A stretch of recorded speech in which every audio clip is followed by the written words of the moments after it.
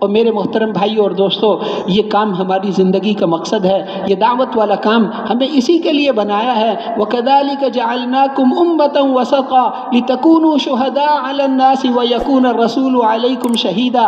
ہم پٹھان نہیں ہیں، ہم بلوچ نہیں ہیں، ہم پنجابی نہیں ہیں، ہم پاکستانی نہیں ہیں، ہم مسلمان ہیں، حضور صلی اللہ علیہ وسلم کے امتی ہیں، اور پوری دنیا میں اللہ کا پیغام پہنچانا یہ ہماری زندگی کا مقصد ہے۔ وَكَذَلِكَ جَعَلْنَاكُمْ أُمَّةً وَسَطًا، ہم نے آپ کی امت کو ساری امتوں میں سے افضل امت بنایا ہے تاکہ تم قیامت کے دن لوگوں کے گواہ بنو، اور حضرت محمد صلی اللہ علیہ وسلم تمہارے گواہ بنے۔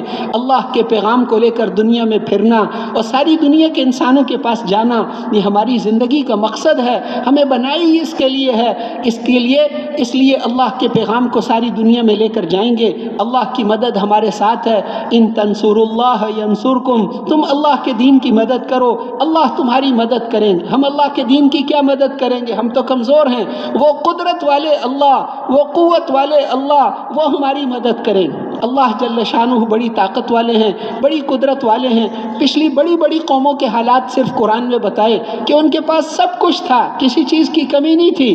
کم ترکوا من جنات وعیون وزروع ومقام کریم، کتنے باغ اور چشمے چھوڑ کر چلے گئے، کتنی عزت کی کھیتیاں اور کتنی عزت کی بیٹھنے کی جگہ تھی، اور کتنی عورتیں، کتنے سامان، کتنا کچھ ان کے پاس تھا، لیکن وہ سب چھوڑ کر چلے گئے۔ ان کے مرنے پر نہ زمین روئی نہ آسمان رویا۔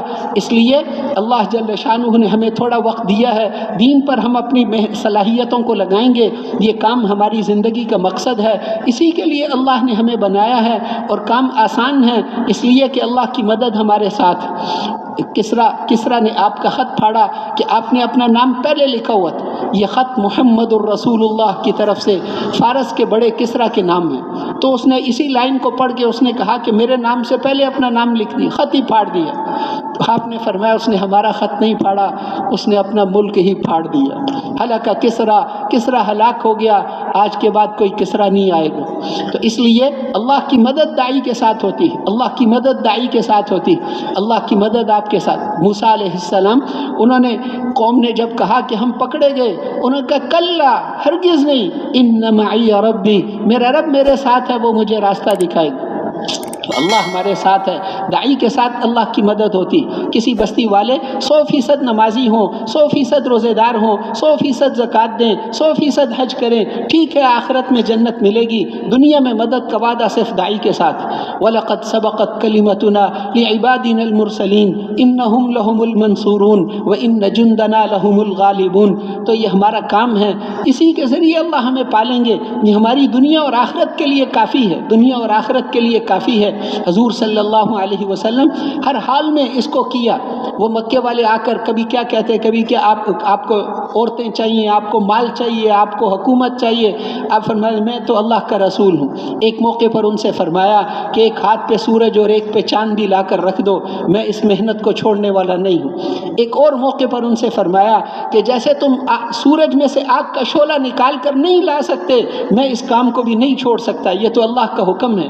ایک اور موقع پر ان سے فرمایا لَيَنْفَذَنَّ هَذَا الْأَمْرُ أَوْ تَنْفَرِدُ سَالِفَتِي، یہ گردن کٹ کے جدا ہو سکتی ہے، یا یہ دین زندہ ہوگا، میں اس کام کو چھوڑنے والا نہیں ہوں، جب تک زندہ ہوں میں اس کو چھوڑنے والا نہیں ہوں۔ اور یہ ہماری ذمہ داری ہے، ہمارا کام ہے۔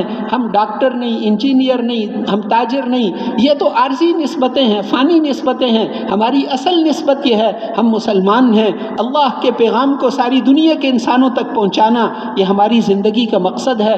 اس کے لیے اللہ کی مدد ہمارے ساتھ ہے، اس کے لیے تیار ہے نا انشاءاللہ؟ کون کون انشاءاللہ نقد جائے گا اللہ کے راستے میں چلے کے لیے 4 مہینے کے لیے؟ وہ ہمت فرما کر کھڑے ہو جائیں۔ ماشاءاللہ ماشاءاللہ، ہمت فرما لیں، ہمت مردہ مدد خدا، ماشاءاللہ ماشاءاللہ۔